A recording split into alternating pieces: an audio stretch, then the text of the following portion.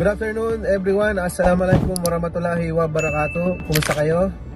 Naway pagpalain tayo ng nag-iisang Diyos na tayong lumikha sa atin. Mga kapatid, meron tayong pag-uusapan sa araw na to.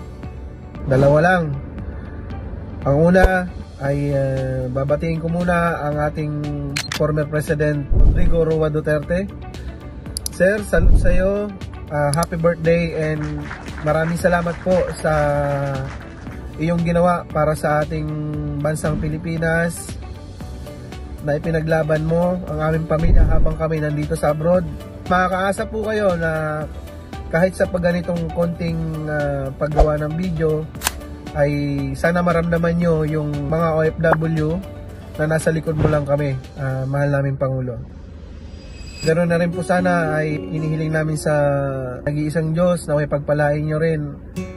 Pagpalain din ang iyong pamilya na patuloy sana maging matatag sa mga pagsubok na dumarating ngayon sa buhay nyo, at hindi lang sa inyo, no? Pati sa mga OFW o sa mga pamilyang Pilipino na talagang sumusuporta sa inyo. Gabayan nawa kayo ng nag-iisang Diyos. Laban lang po, tay, at mahal ka po namin. Pangalawa, mga kapatid, natin pag-uusapan na itong panawagan ng ating mga kapwa OFW sa Europe, at sa nag-umpisa na nga sila ngayon. Araw na to is March 28, the zero remittance from yun nga nasabi natin, March 28 to April 4. Okay, doon mga kapatid, di naman natin hinihikayat ang lahat na sumuporta, pero doon sa mga kapatid sa nagtatanaw ng utang na loob, ito na po yung ating pagkakataon na mapakita man lang ang ating solidarity sa ating dating mahal na Pangulo. Huwag muna tayo magpadala, mga kapatid. Hindi naman ito bawal. Ano naman to? Pera naman natin to. Isipin natin, pera naman natin to. So wala silang magagawa doon. Choice naman natin yon.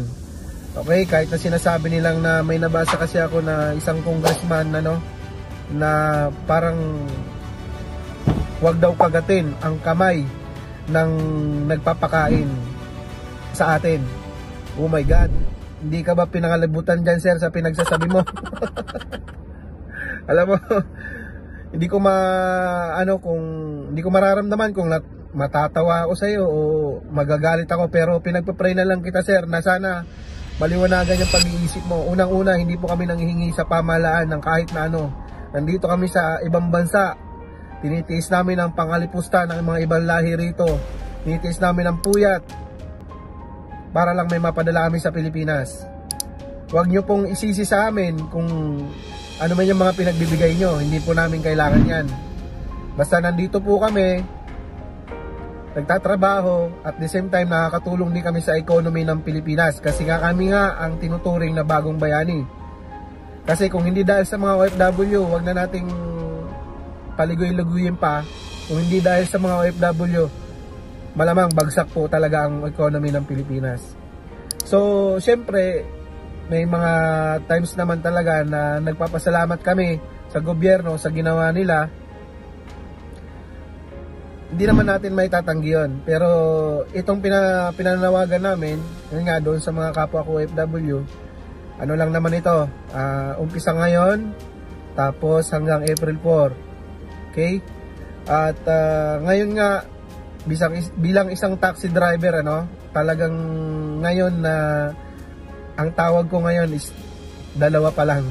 Hindi ito normal na hindi ito normal na araw sa akin, kasi nga ang isang ino-offer ko sa akin dito, hindi lang sa pagta-taxi, nag-o-offer din po ako ng mga pera padala, GCash, mga ganyan. So ngayon ang natatanggap ko cash out. Imbis na padala, cash out. So talagang nakikita ko ngayon na talagang nagkakaisa po yung mga OFW dito sa Kuwait. Hindi naman lahat, pero talagang masasabi ko na wala pa akong tawag. Anong oras na? Meron naman, sorry nga, yung cash out nga. Ngayon is 1:30, mga 1:40 na. So hindi to normal, kasi ganitong oras, ang dami ko ng tawag, ang dami na nagpapadala. Kasi nga ito yung trabaho ko, na mostly sa mga customer ko talaga is yung mga walang day off, yung mga amo is walang time, mga amo na sa ibang bansa, mga amo na lumabas ng ibang bansa. So tumatawag sila sa akin, kuya, padala po ako ng pera. Okay, so ganun lang ang procedure. Kukunin yung civil ID nila, punta tayo sa padalahan, padala ko yung pera nila. So ngayon, hindi normal na araw to, kasi imbis na padala pera, ang nangyayari ngayon is cash out sa GCash. So ako yung nagbibigay ng dinar, ako yung tumatanggap ng peso ngayon. Okay? Maraming salamat pala doon sa aking mga customer na walang sawang nagtitiwala sa akin. Maraming salamat po. So yun lang, update ko lang kayo, no? Doon sa mga OFW natin nandito sa Kuwait, mga kapatid, ipakita natin yung solid natin na protesta.